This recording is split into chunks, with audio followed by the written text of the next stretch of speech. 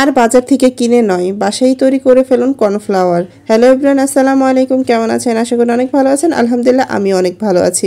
বাসায় কিভাবে কর্নফ্লাওয়ার তৈরি করবেন সেটাই দেখুন। আর এটা কিন্তু খুবই সহজ তৈরি করা। আমি এখানে একটা ভুট্টা নিয়েছি। একটা ভুট্টা আমি খুব সুন্দরভাবে এড়িয়ে নিয়েছি। এড়িয়ে আমি সারা রাত পানিতে ভিজিয়ে রেখেছিলাম। ভিজিয়ে রাখার পর এটা সুন্দর করে ধুয়ে আমি সরাসরি একদম ব্লেন্ডারের মধ্যে এখানে 4 কাপের 1.5 কাপ পানি দিয়েছি। দিয়ে আমি খুব ভালো করে দেখুন ব্লেন্ডার করে নিয়েছি।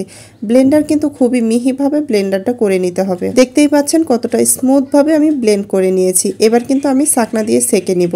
আর ছাকনা দিয়ে ছাকার আগে কিন্তু এটা অবশ্যই পানি দিয়ে মিশিয়ে নেবেন, তা না হলে কিন্তু আমি যে কর্নফ্লাওয়ারটা তৈরি করব সেটার যে দুধটা সেটা কিন্তু বের হবে না। চামচ দিয়ে নেড়ে নেড়ে কিন্তু আমি খুব সুন্দর করে এটা ছাকনা দিয়ে ছেঁকে এর থেকে দুধটা আলাদা করে নিব। এই কাজটা কিন্তু একটু সময় নিয়ে করতে হবে, কারণ এটা কিন্তু ছাকনা দিয়ে সহজে বের হতে যাবে না। চামচ দিয়ে চেপে চেপে এই দুধটা কিন্তু বের করে নিতে হবে। এই যে অবশিষ্ট অংশটা সেটা ফেলে দিব। এভাবে কিন্তু ব্লেন্ডারে যে আরো কিছুটা আছে সেটাও কিন্তু আমি পানি দিয়ে গুলিয়ে নিয়েছি। একই রকম ভাবে কিন্তু আমি এটা আবারও চামচ দিয়ে নেড়েচেড়ে কিন্তু খুব ভালো করে এটা ছেঁকে নিতে হবে। আর দাঁড়ান, এই অবশিষ্ট অংশটা কিন্তু ফেলে দিয়ে না, এটা কিন্তু আপনাদের গাছের জৈব সার হিসাবে ব্যবহার করতে পারেন, খুবই ভালো হবে। দেখতেই পাচ্ছেন যে এটা আমি খুব সুন্দরভাবে ছেঁকে নিয়েছি। আমার যে এই দুধটা রয়েছে এটা কিন্তু আমি আরো একবার ছেঁকে নিব।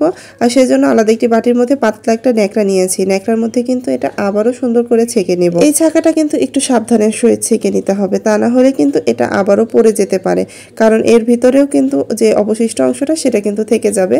আর এক্সট্রা যে দুধটা আছে সেটাই কিন্তু পড়ে যাবে। একটু অসাবধান হলেই কিন্তু আমার মতো ঠিক এভাবেই দুধের রসটা পড়ে যেতে পারে।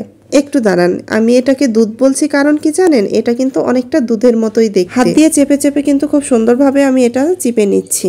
এই চিপে নেওয়ার কাজটাই একটু কষ্টের। এটা কিন্তু আপনারা খুব সহজেই ঘরে তৈরি করতে পারবেন। ব্লেন্ডার না থাকলে শিলপাটায়ও কিন্তু বেটে খুব সুন্দরভাবে এই কর্নফ্লাওয়ারটা তৈরি করে নিতে পারবেন। আশা করি ভিডিওটি না টেনে সম্পূর্ণ দেখবেন। আর ভিডিওটি ভালো লাগলে অবশ্যই শেয়ার করে দেবেন। দাঁড়ান, আপনারা কি ভাবছেন যে আমি শুধু পানি বের করছি কেন? এটা থেকেই কিন্তু আমার কর্নফ্লাওয়ারটা বের হবে। আমি কিন্তু আবারও একটি ছাকনা দিয়ে ছেঁকে নিচ্ছি।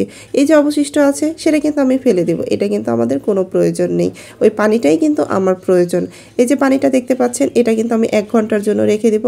1 ঘন্টা পরে দেখবেন আমি কর্নফ্লাওয়ারের যে নির্যাসটা সেটা কিন্তু আমি বের করে নিয়েছি।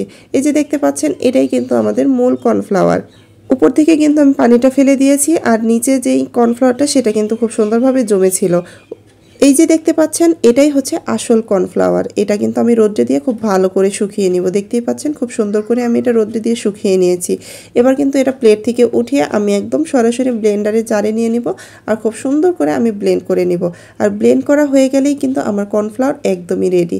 আর বাজার থেকে কিনে নয়, আমি কিন্তু এভাবেই এখন থেকে বাসায় তৈরি করব। আর এটা দিয়ে আপনাদের মাঝে রেসিপিও তৈরি করে দেখাবো যে কত সুন্দর হয়েছে। ভিডিওটি ভালো লাগলে লাইক, কমেন্ট, শেয়ার ও সাবস্ক্রাইব করবেন। আজকের মতো এখানে বিদায় নিচ্ছি। সবাই ভালো থাকবেন। আল্লাহ হাফেজ।